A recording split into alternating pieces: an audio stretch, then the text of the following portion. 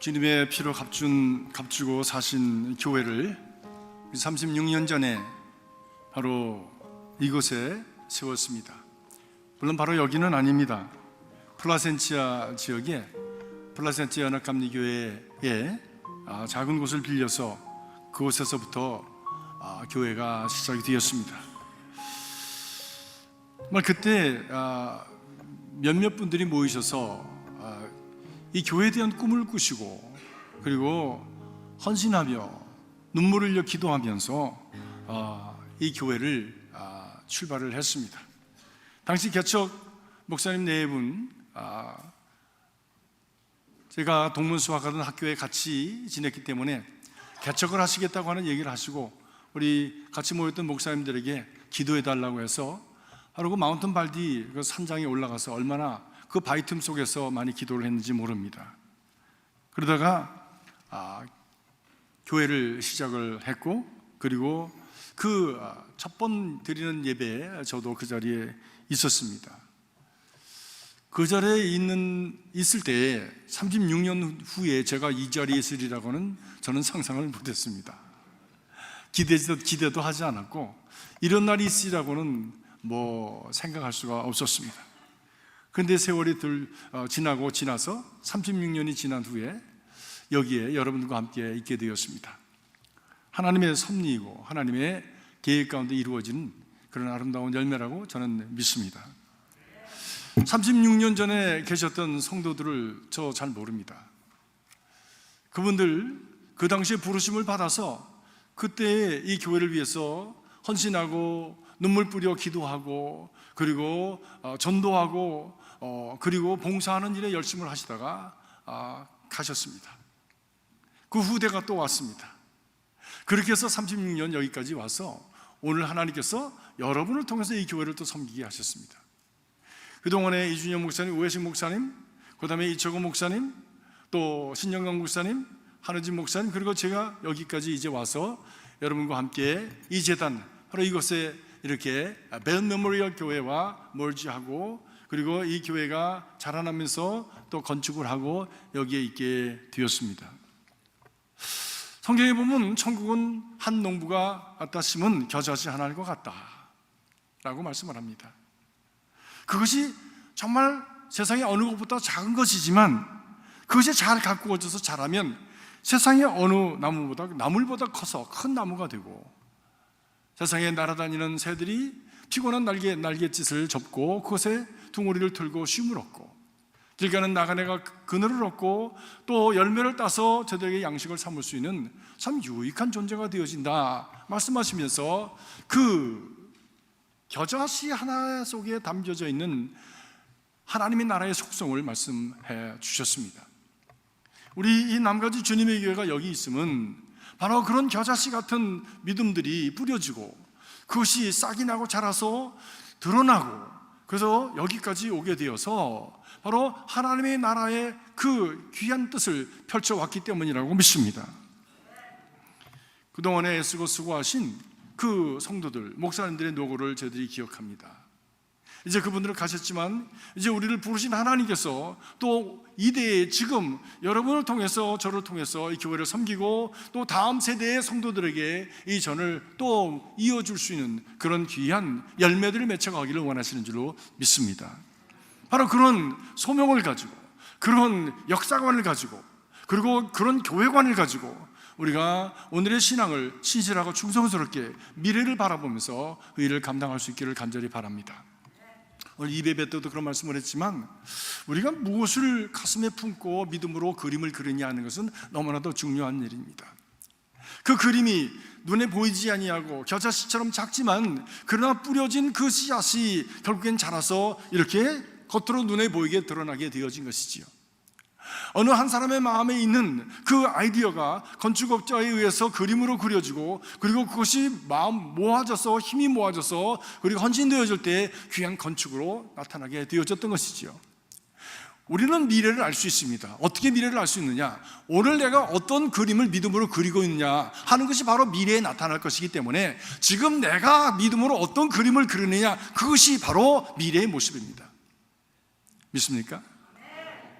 믿음은 바라는 것들에 대한 실상이요 보지 못하는 것들에 대한 증거라고 하셨사오니 반드시 증거가 나타날 것이고 실상이 나타날 것인데 그것이 무엇으로 말미암았느냐? 믿음으로 그린 밑그림을 통해서 나타나게 될 것이라니.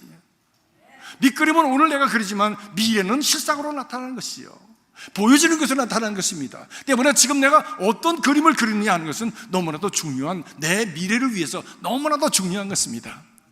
사랑하는 성도 여러분, 오늘 우리가 이 신앙을 가지면서 이 교회를 신앙으로 섬기면서 오늘 우리가 그려야 될 믿음의 밑그림을 든든히 그리고 그 믿음의 밑그림을 우리가 줄기차게 이어갈 수 있는, 그래서 어느 날 우리가 또 10년, 20년, 30년이 지난 후에 저와 여러분의 삶 속에 하나님이 계획하셨던 그런 놀라운 일들이 현실로 나타나는 역사가 이루어질 수 있기 바랍니다. 여러분의 자녀들에게 나타나고, 여러분의 사업에게 나타나고, 여러분의 자손들에게 나타나고, 여러분의 좀 가문에 나타나는 그런 역사가 있어지기를 주님의 이름으로 축복하는 것입니다. 그러니까 미래는 오늘에 달린 것이지 미래는 미래에 달린 것이 아닙니다. 지난날에 우리의 선조들이 그렇게 꿈을 꾸고 헌신하였기에 오늘이 있는 것을 우리가 보면서 우리는 바로 그러한 깨달음을 가져야 될 줄로 믿습니다. 오늘 우리가 읽은 사무엘상 7장 3절에서 12절까지 말씀, 우리와 같이 하나님 앞에서 자신들의 과거를 바라보면서 그리고 하나님 앞에 새로운 결단과 헌신을 하는 이스라엘 민족들의 모습을 보여주고 있습니다. 오늘 36주년을 맞는 우리들에게 주시는 하나님의 음성이 있는 줄로 믿습니다. 이스라엘 백성들이 40년 광야 생활 후에 모세가 가자 가나안으로 가자, 적과 꿀이 흐르는 땅으로 가자 해서 그래서 그 땅에 들어갔습니다. 과연 그 땅은 저들에게 적과 꿀이 흐르는 땅이었을까요? 과연 그 땅이 저들에게 정말 저들에게 광활하게 펼쳐진 그런 무한한 가능성의 땅이었을까요? 물론 그렇습니다. 믿음으로 볼 때 그것은 그랬습니다. 그러나 현실은 그렇게 넉넉하지 않았습니다. 현실은 그들 주변에 7 족속들이 있어서 저들을 끊임없이 방해하고 저들의 정착을 원하지 않는 그런 사람들이 계속해서 저들을 참 공격하고 어려움을 주었던 사실은 우리 성경을 통해서 읽을 수가 있습니다. 이민자의 삶이라고 하는 것이 쉽지 않지 않습니까? 천막을 들고 들어가서 농사 짓는 사람들에게서 목축업을 하겠다고 자리를 내리겠다고 하는 그들의 참 문화의 이질감과, 그리고 언어가 다르고 생활이 다르고, 그리고 자기 것이 아무것도 없는 곳에서 자기 것을 만들어가는 삶이라고 하는 것이 얼마나 고달픈지, 그리고 그저 어서 오십시오가 아니라 어떻게든지 방에서 쫓아내려고 하는 그런 상황 속에서 자기 자리매김을 한다고 하는 것이 결코 쉬운 일은 아니었지요. 당시의 최대의 적은 바로 블레셋이라고 하는 사람들이었습니다. 필리스타인, 오늘의 바로 팔레스타인 사람들이었습니다. 그러니까 지금 이 중동에서 일어나는 이 이스라엘 사람들과 팔레스타인 싸움은 오늘 내일 있었던 싸움이 아닙니다. 3,500년 전서부터 있었던 싸움이에요. 잠깐 무슨 협정을 통해서 잠깐 평화스러운 것 같지만 결국은 하나 되지 못하면서 마지막엔 결국 갈등으로 이어져 갈 수밖에 없는 그런 역사와 전통을, 그리고 지정학적인 그런 상황 속에서 저들은 지금 살고 있는 것입니다. 다시 말하면 그것은 화약고지요. 언젠가든 터질 수 있는 화약고입니다. 그런데 이스라엘 백성들이 바로 그곳에 들어갔을 때에 이 팔레스타인 사람들은 이미 오래전서부터 그곳에 있었고, 그렇기 때문에 정착된 사람들이고 억세고 강한 조직을 가지고 있어서 끈질기게 이스라엘 사람들이 정착하는 것을 방해했습니다. 추수 때가 오면 와서 빼앗아갔습니다. 밤낮을 가리지 않았습니다. 이런 처참한 지경에 이르자 사무엘은 이스라엘 백성들을 미스바로 모았습니다. 너희가 광야를 지나올 때에 하나님 신앙을 분명히 하고 이 땅에 와서도 하나님 신앙을 분명히 하고 살아가겠다고 우리가 그 신명기에서 말씀하지 않았느냐? 그 말씀대로 우리가 살아야 되지 않겠느냐라고 사무엘 선지가 그들에게 말씀하면서 미스바로 모이라고 했습니다. 저들이 그 적과 꿀이 흐르는 땅 가나안에 들어와 보니까 다른 사람들이 다 잘 사는 거예요.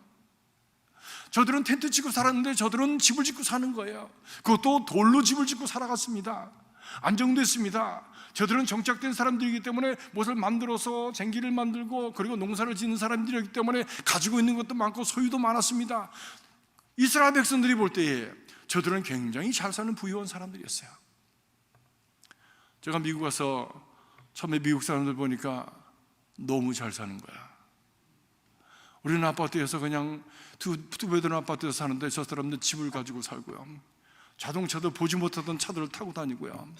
영어를 또 얼마나 잘하는지 기가 막히게 기똥차게 잘하는 거야. 우리는 기껏 배운 것이 영어가 How are you? I'm fine, thank you. 그 다음에 뭐라고 말을 하면 그 다음에 뭐를 얘기하는지 모르는데 이 영어가 이상한 영어로 막 물어보고 대답을 하면 도무지 저희는 뭐 기가 죽어서 대답을 할 수가 없습니다. 와, 좋겠다. 부러운 마음을 가지고 그들이 하는 것은 뭐든지 다 좋은 것이고 그들이 하는 것은 다 잘하는 것으로 여기면서 그렇게 살았습니다. 그런데 지난해 보니까 미국 사람들도 나쁜 사람들이 있더라고. 난 미국 사람들은 다 선교사처럼 좋은 사람들인 줄 알았어요. 왜 한국에 가서 봉사하고 자기 이상해서 나눠주고 그리고 우리를 위해서 그렇게 애를 쓰면서 살았던 분들을 많이 보고 주변에 살았기 때문에 그들은 모든 것들이 다 우수한 줄 알았어. 근데 와서 보니까 못된 사람들도 있더라고요. 점점 눈이 열려지기 시작했습니다. 그런데도 여전히 먼저 온 사람들에 대한 열등감, 멀리 온 사람들이 가지고 있는 것에 대한 그런 참 선호감, 이런 것들로 내 마음이 채워지면서 내가 가졌던 정체성, 믿음의 정체성, 그리고 한국 사람으로서 정체성을 바로 갖지 못하고 흔들리는 내 모습을 보게 되었습니다. 어떻게 해서 미국 사람 흉내 좀 내보려고 그러고 어떻게 해서 그 사람들이 살아가는 모습대로 좀 살아보려고 하는 그런 자기를 버리고 남이 되고자 하는 그런 모습들이 내 안에 생겨지는 것을 발견하게 되었습니다. 이스라엘 사람들도 가서 그랬지요.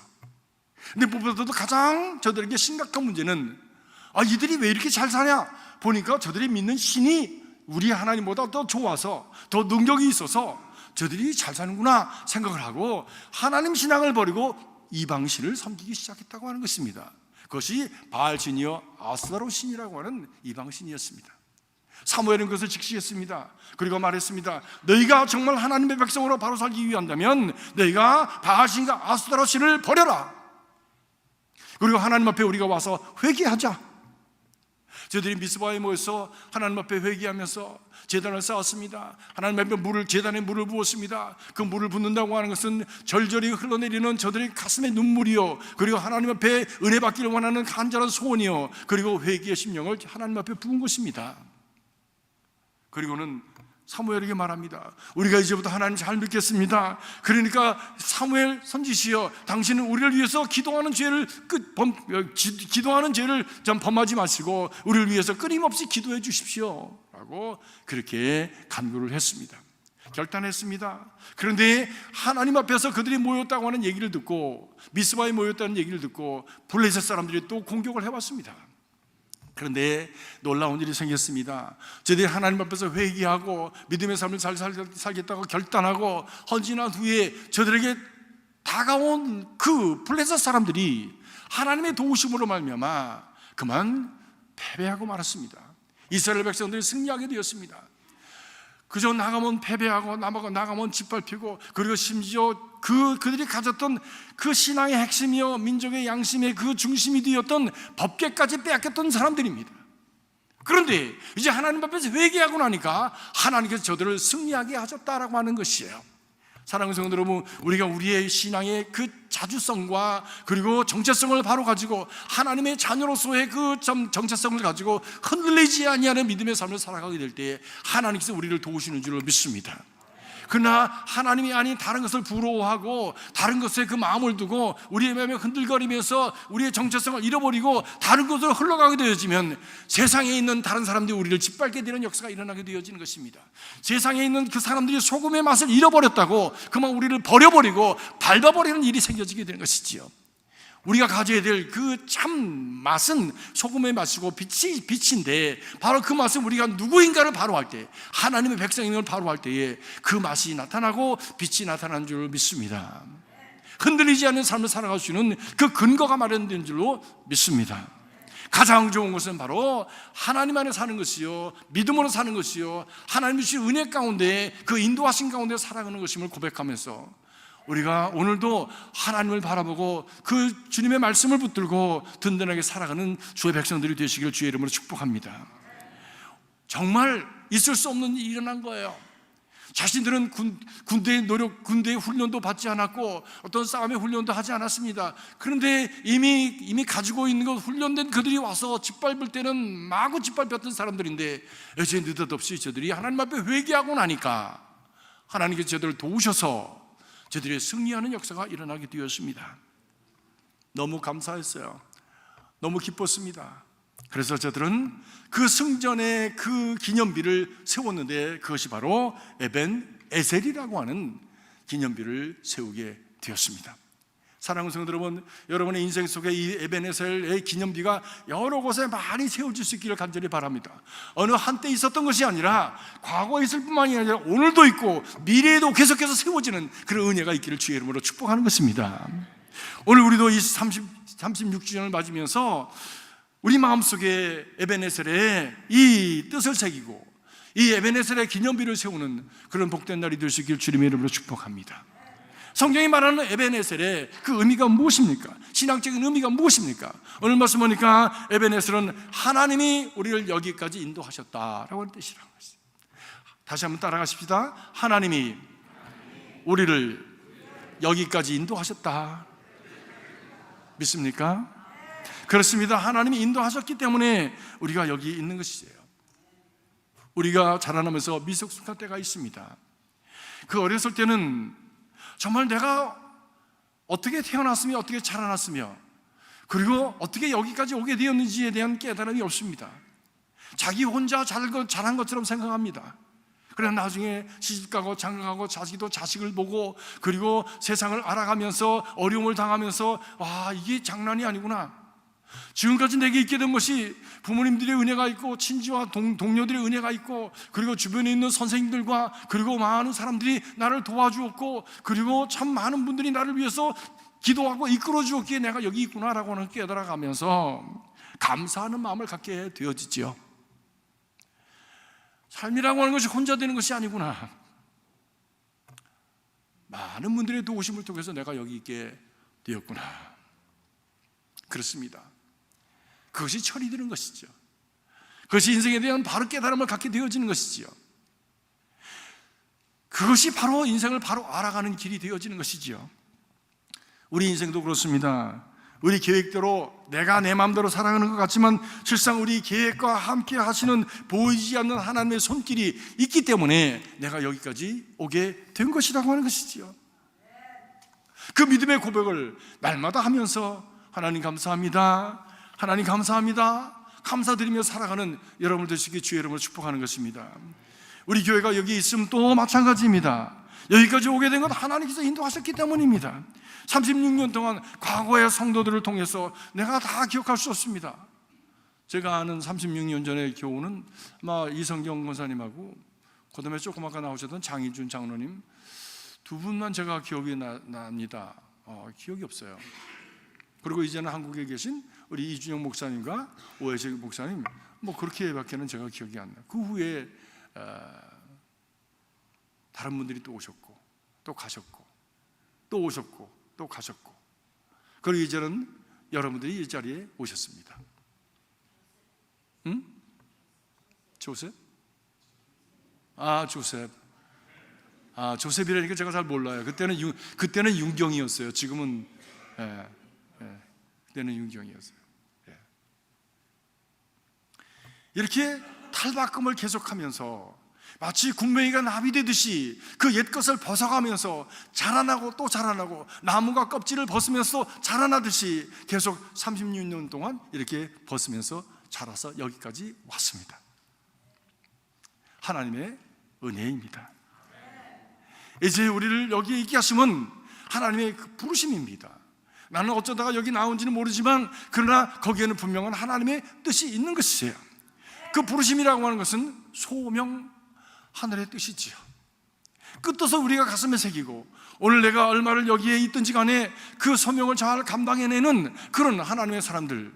그래서 이 훗날 돌아볼 때 그분들 때문에 그분이 거기 있었기에 오늘 여기 우리가 있습니다라고 고백할 수 있는 그런 열매를 맺어서 또 다음 세대에 넘겨줄 수 있는 그런 우리가 될 수 있기를 간절히 바라는 것입니다. 하나님이 함께하고 계십니다. 하나님이 함께 하시면 바로 저에게 함께 하시고 여러분에게 함께 하시고 한 분 한 분들에게 함께 하셔서 하나님의 그 교회를 이루어가기를 원하시는 하나님의 선한 뜻이 함께하고 있는 것입니다. 두 번째, 에베네셀은 하나님이 우리의 도움이시라고 하는 믿음의 고백입니다. 하나님이 우리의 도움이십니다. 이스라엘이 블레셋 공격을 받아서 참으로 어려운 지경에 살았습니다. 저들과 싸우는 때마다 패배하였습니다. 농토, 추수한 거 다 빼앗기고 회파되었습니다. 저들의 자존심이었던 법궤까지도 빼앗겼습니다. 그러나 저들이 조금 아까 말씀드린 대로 미스바에 모여서 회개할 때에 하나님께서 저들을 도우셨습니다.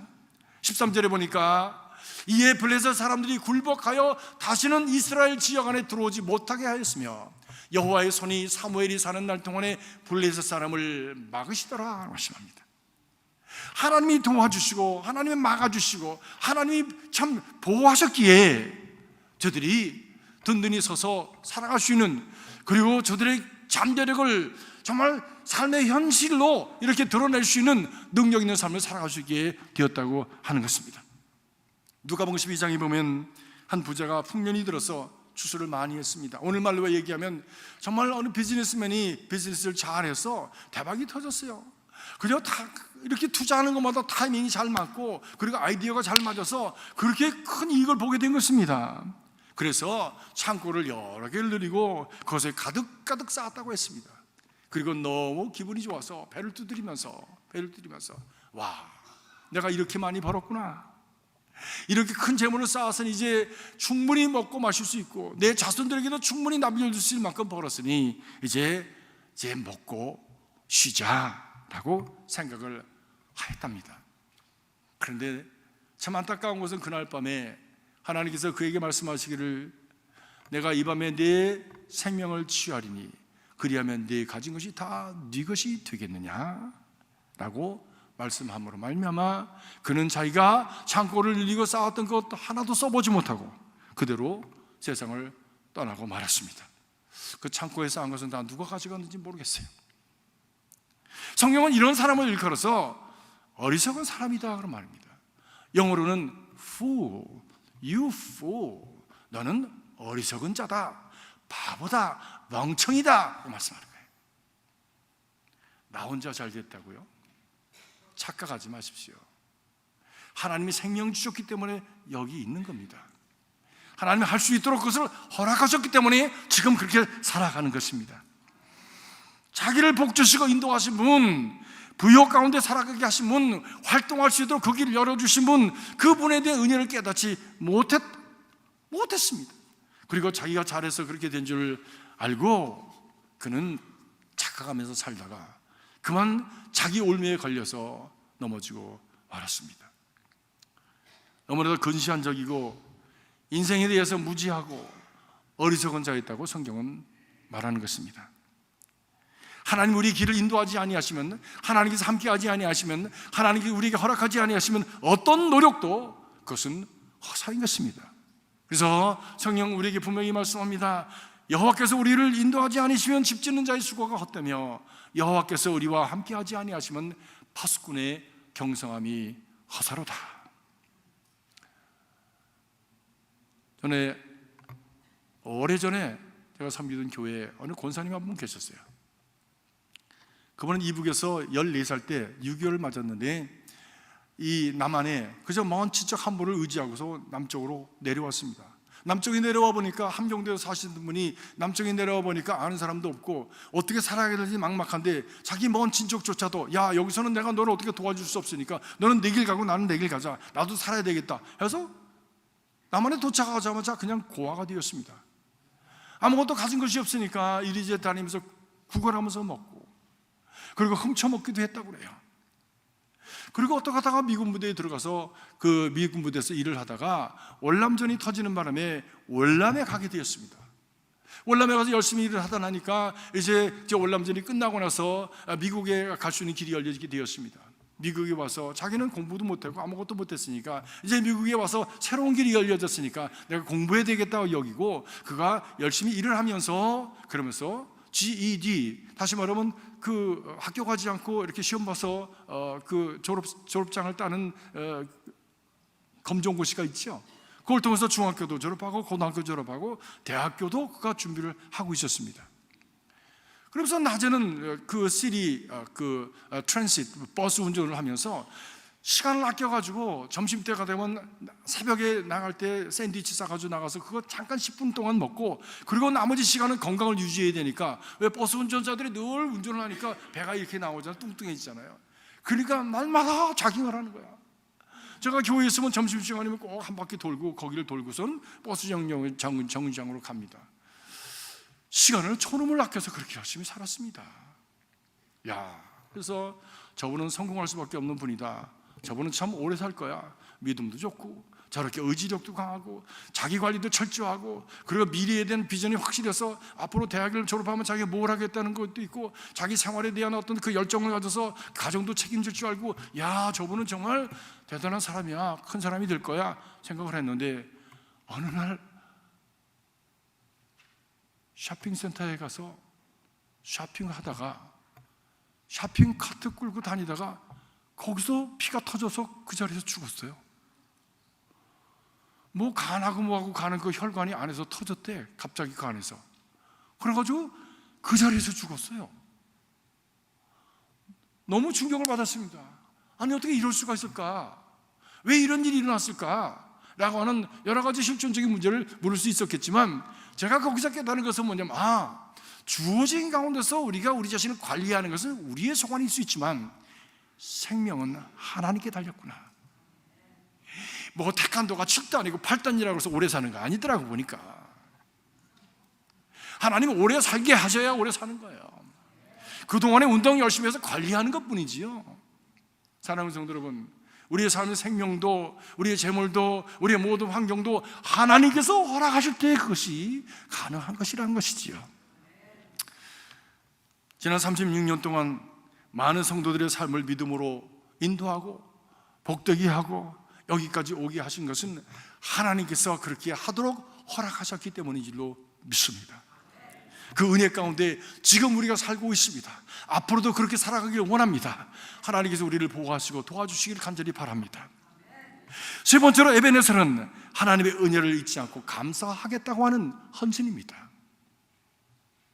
기념일을 볼 때마다 하나님께서 우리를 도우셨구나, 하나님을 감사하며 살아가야 되겠구나, 하나님 보호 가운데 살아가야 되겠구나 하는 그런 리마인더가 되었다고 하는 것이지요. 그런데 하나님을 믿었던 이스라엘 민족들은 쉽게 하나님의 은혜를 잊어버렸습니다. 만나주면 고기가 없다고 불평하고요, 좀 힘들면 물 없다고 불평하고요, 물 주면 써서 먹겠다고 불평하고요, 주신 하나님의 은혜에 대한 사랑 곧 잊어버렸습니다. 심지어 그들은 하나님에 대한 그 감사를 잊어버릴 뿐만이 아니라 하나님을 배신하는 일을 떡먹듯이 했습니다. 그 하나님을 배신하는 일이 무엇이었습니까? 우상 섬기는 일이었습니다. 하나님께 마음이 떠난 거예요. 하나님보다 저것이 더 좋아 보이는 거예요. 딴 주머니 챙기는 거예요. 성경은 하나님과 우리 믿는 사람의 관계를 부관계로 얘기했습니다. 하나님께서 마음을 떠나는 바로 그 관계를 외도하는 관계, 부정한 관계로 하나님은 말씀하셨지 않습니까? 그래서 하나님 마음이 얼마나 아프셨는지 하나님은 눈물 흘리시는 하나님을 우리에게 보여주셨습니다. 지나가는 개를 데려다가 밥 몇 끼만 주면 죽을 때까지 개는 사람에게 충성을 다합니다.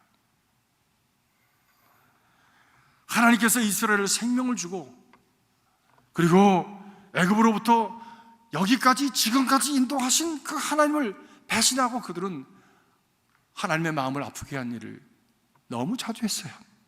사랑하는 성도 여러분, 하나님의 마음을 아프게 하지 마시기 바랍니다. 성령을 근심하게 하지 마시기 바랍니다.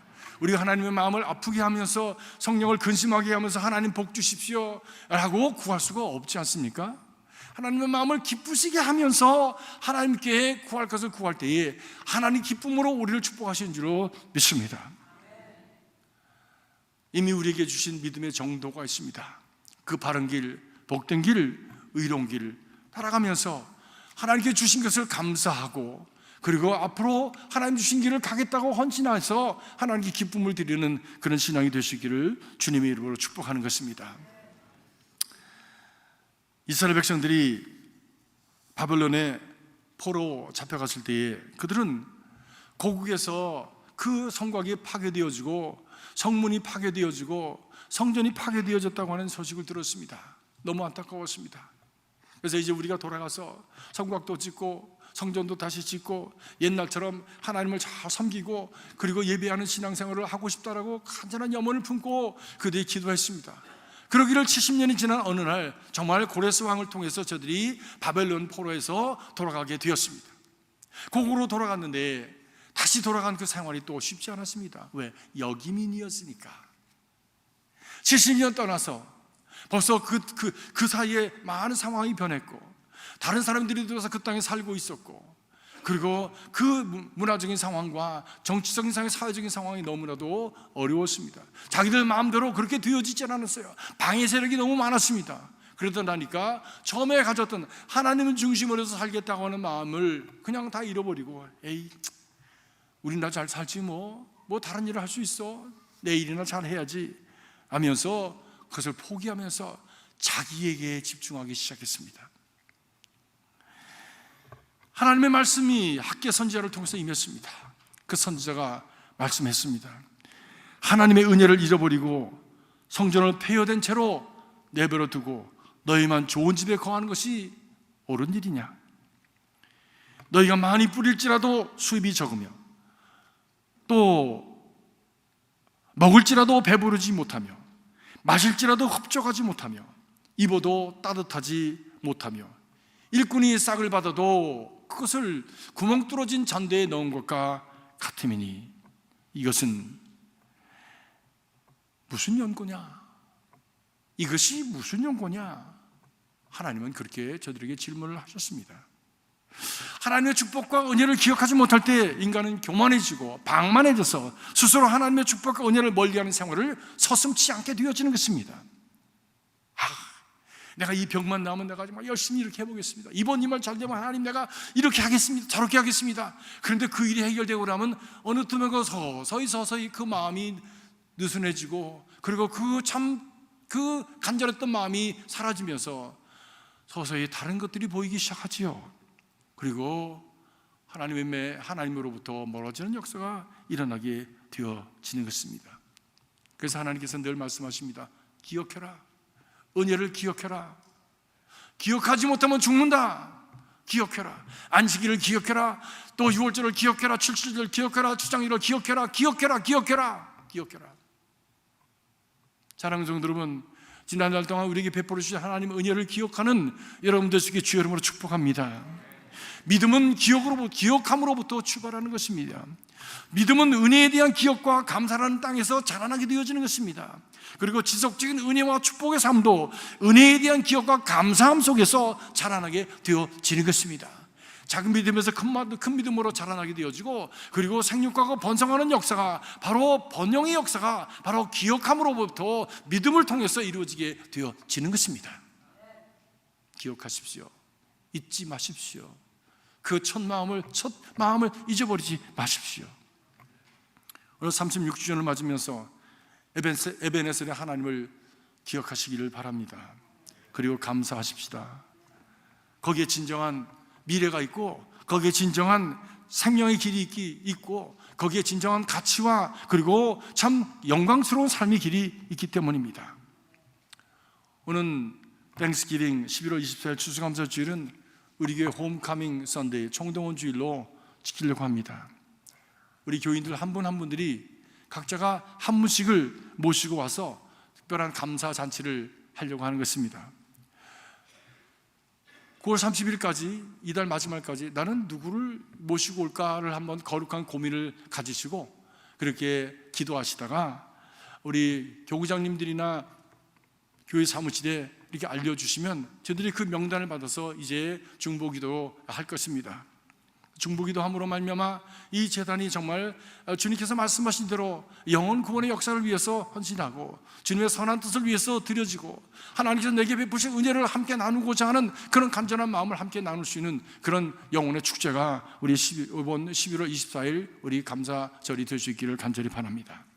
에벤에셀의 기념비를 세우는 또 다른 날이 될 수 있기를 간절히 바랍니다.